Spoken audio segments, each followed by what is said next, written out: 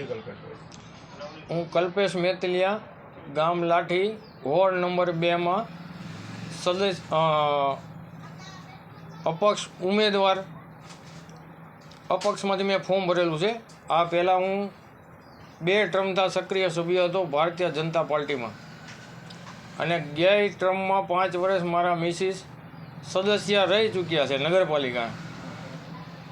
તે છતાં પછી મેં લાઠી શહેર ભાજપમાંથી શહેર પ્રમુખની દાવેદારી નોંધાવેલી, પણ એ પાર્ટીએ કાંઈ કદર કરી નહીં.